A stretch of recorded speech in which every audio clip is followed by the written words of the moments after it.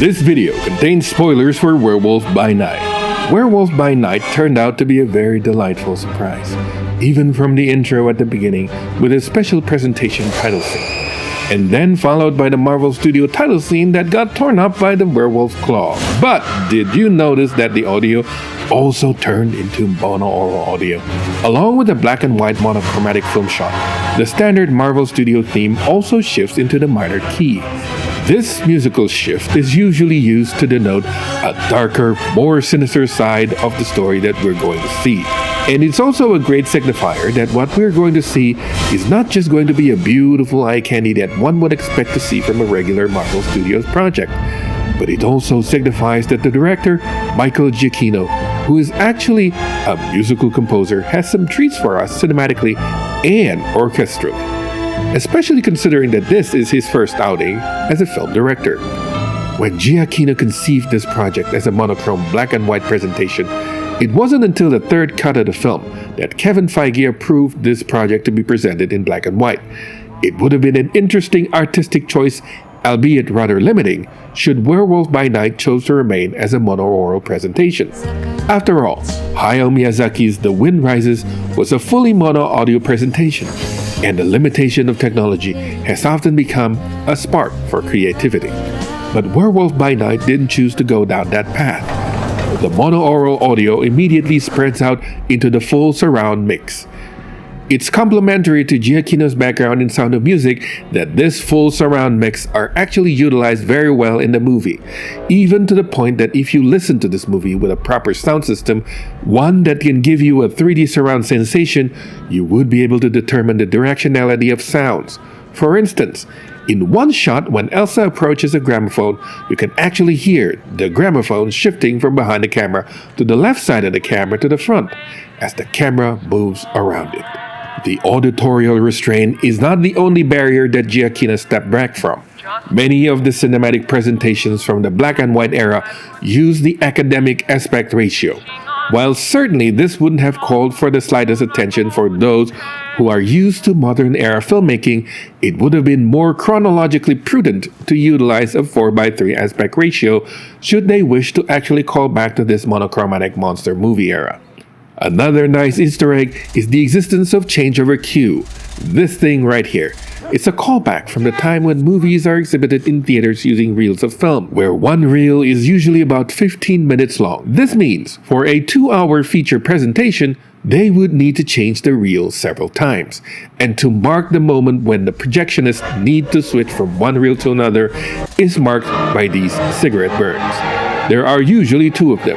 And also, in keeping with the 15-minute traditional length of a reel of film, the changeover cues in this special presentation are also distanced 15 minutes apart. This is true for the first 2 15-minute sections of the film, but not for the third one, because the third mark doesn't exist. It happened when the movie switches to color. The movie's first act opens up very simply as an introduction to set up the whole film, culminating with Ulysses Bloodstone giving the basic premise of the film as an animated corpse. He capstoned his speech with a simple gory pun that would remind you of the kind of family-friendly dad joke that any Disneyland cast member would give as you enter one of their scary rides. I'll be rotting for you. And so, this became the very driving motivation for this film. One of the most wonderful twists in this film was that Jack Russell was never introduced as a werewolf at the beginning, and those who haven't been following the casting news probably wouldn't recognize who our protagonist is supposed to be, as none of the 5 participants in the hunting was ever properly introduced by name. So it came as a surprise that not only our protagonist was probably not exactly as he claims to be, but also that he showed up here to save Ted. And the reveal that he was actually the werewolf himself came up as a very nice surprise. The editing follows the music, and thus the pacing follows the music. It's also a rather unusual approach for a Marvel Studio big-budget film, as these big-budget movies usually require the composer to follow a predetermined edit to compose their music that harks back to the director's background as a musical composer, instead of a cinematic director. And this became both the strength of the movie and also its weakness. Werewolf by Night is best experienced in an excellent audio environment, while the cinematic design is rather rudimentarily functional. Let me show you what I mean. During the transformation scene, Giacchino chose to hold down to one shot of the girl screaming in fear. This is repeated later, during the scene where the werewolf grabs the hand of the old lady, and we hold on to the scared face of the old lady for too long that we loses the immediacy of the other man who was supposed to protect her to save her by zapping the werewolf. We've seen this scene before in Jurassic Park, how much fear emanates throughout the scene compared to Werewolf by Night just by virtue of cutting away so much.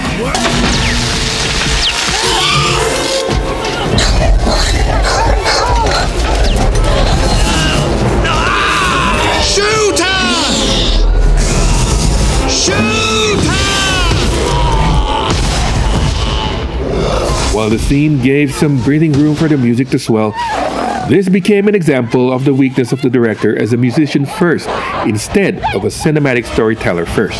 This unusual approach does have a payoff though. In the first time we saw the werewolf, the musical grandiose really home in on it, and the feeling of the epic first appearance of the titular character of the werewolf really felt powerful and grand. Really, this attitude of taking a scene by holding the shot for a long time has become kind of a signature move for Giacchino. The werewolf, killing people in the hallway while the door slowly closes, echoes the dramatic fight in both Darth Vader mowing down the rebellion and James Bond's Skyfall. It's a simple story, as it should be, and the werewolf killed everyone, remembered the smell of the girl, and took off. With the cuddly lovely Ted serving as the cherry on top at the very end. Perhaps a hallmark of a first-time or amateur director is that they easily call back to an homage to a certain popular cliché that has been done so many times to death and do it directly without processing it further. So it seems kind of raw. One glaring example is the very famous Technicolor transition scene from The Wizard of Oz. Giacchino used Somewhere Over the Rainbow, which echoes The Wizard of Oz, something a beginner director would have run back to when a scene transforms between monochrome and Technicolor. And it's great because it shows that Giacchino knows his cinematic history. So I would love to see this sort of homage developed even more in the future should Giacchino choose to do this sort of homage again. There's one more thing.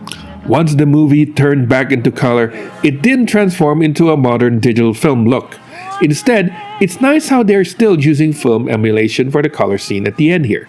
Which kind of make the end title sequence even more jarring, because it's a blatantly digital modern era end title sequence that you might have seen in any Marvel Studios project. But even then, true to the core of Marvel, it's brilliantly executed, with accompaniment with a wonderful theme song composed by Michael Giacchino himself. It's weird to see a CGI creature in such a seemingly old film though. Perhaps they should have used a puppet Ted at the end here. And the immediately recognizable theme song that Giacchino composed for Werewolf by Night immediately became an iconic theme on its own right. When all is said and done, Werewolf by Night would love to present itself as a violent, darker side of Marvel. But yet it remained faithful to its comical roots and simply felt like a uniquely Marvel take on the universal horror film instead of a proper monster movie. It's certainly a strong first outing for a first-time director, and I would like to see Michael Giacchino integrate his musical prowess further in his future directorial project. The new eats friends. Subscribe, it will make me very happy, and thank you for watching.